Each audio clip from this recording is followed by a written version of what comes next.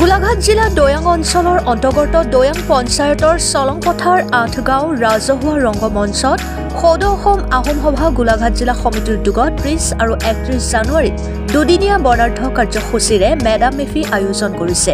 ৩০ জানুৱাৰীত নিশাৰ ভাগৰ পৰা পয় ফুৰালুং মাংগলিক অনুষ্ঠান আৰু ৩১ জানুৱাৰীত পুৱাৰ ভাগত ডামফি অনুষ্ঠান, কবিতা, কুইজ, টাই জনগোষ্ঠীয় নৃত্য, বিভিন্ন খেল ধেমালি আৰু দুপৰীয়াৰ পৰা মুকলি সভা আৰু বিয়লি ভাগত আহাৰ গ্ৰহণ আদি অনুষ্ঠান অনুষ্ঠিত হ'ব।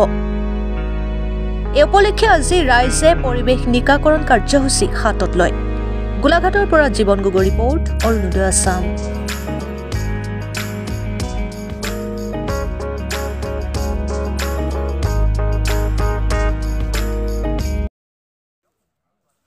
আপোনালোকে ইয়াত মেডাম মেফি আয়োজন কৰিছে, হয়, কি ক'ব এই বিষয়ে? এই বিষয়ে সদৌ অসম আহোম সভাৰ গোলাঘাট জিলাৰ সমিতিৰ উদ্যোগত আমাৰ ৮ গাঁও ৰংগমঞ্চতে আমি সকলো ৰাইজে জাতি ধৰ্ম বৰ্ণ সকলো নিৰ্বিশেষে আমি একত্ৰিত হৈ মানে আমি আহোম সভাৰ মেডাম মেফি পাতিবৰ কাৰণে আমি ইয়াত আয়োজন কৰা হৈছে। কেইদিনীয়া হ'ব কাৰ্যসূচী? ইয়াত দুদিনীয়া কাৰ্যসূচী হ'ব। কি থাকিব ইয়াত?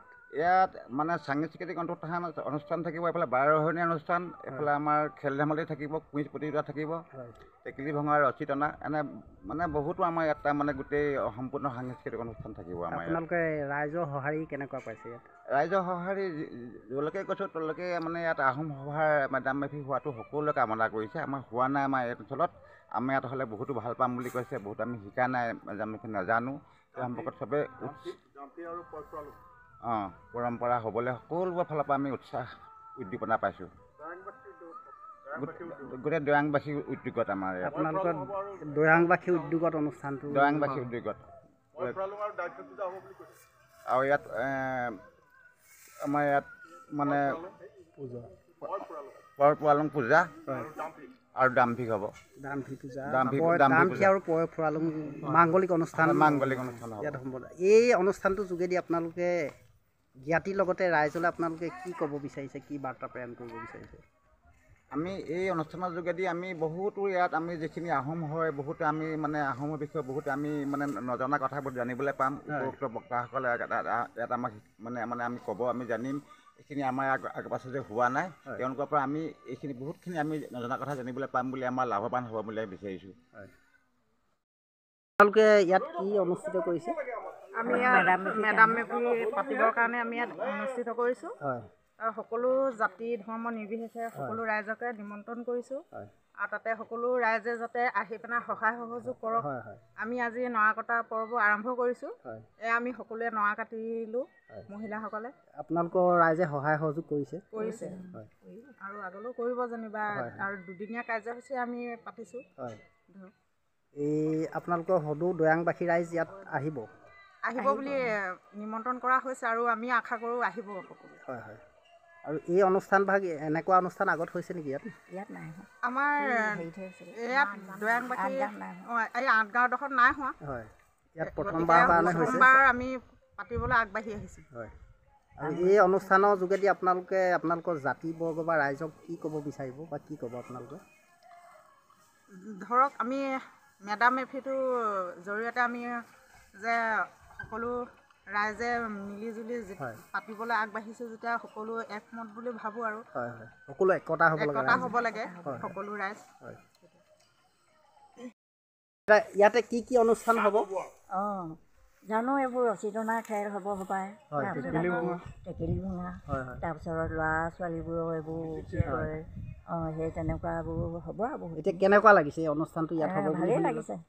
আপোনালোকে সহযোগ কৰিব আৰু এই হেৰিয়াত আপোনালোকে ৰছী টনা বা টেকেলি ভঙা এনেকুৱাত আপোনালোকে যোগ দিবনে? দিব লাগিব।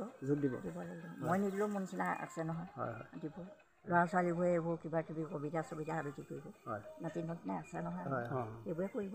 ওচৰতো আছে, ঘৰতো আছে, তেওঁবিলাকে কৰিব। আৰু এই অনুষ্ঠানটো হোৱাৰ পৰা ভাল হৈছে? ভাল হৈছে বুলি ভাবিছে আপুনি? ভাবিছোঁ। ঠিক আছে।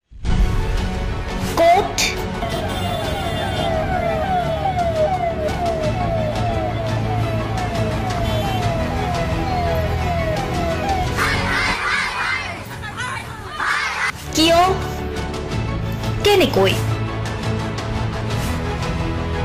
ধৰিছোঁ এইখিনি আছে আমি বাকী চাই আছোঁ আমি পিছত জনাম দুৰ্নীতি ৱাইফজনীয়ে কৈছে বোলে এওঁ মোৰ হাজবেণ্ড আপুনি কোন হে ক'বলৈ এওঁ অবৈধ বুলি অনিয়ম ভ্ৰষ্টাচাৰ একনায়কতাবাদ এতিয়াৰ পৰা আৰু নহ'ব আমি দিম সত্য বাতৰি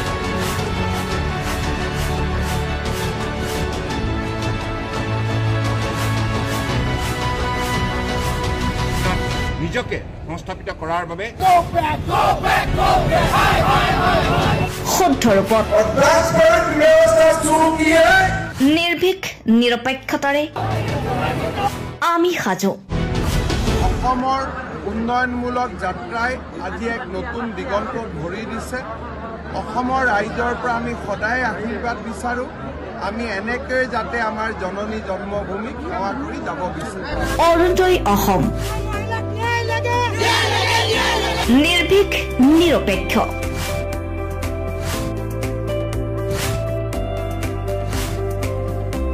ৰাইজৰ বাবে ৰাইজৰ পক্ষত অৰুণোদয় অসম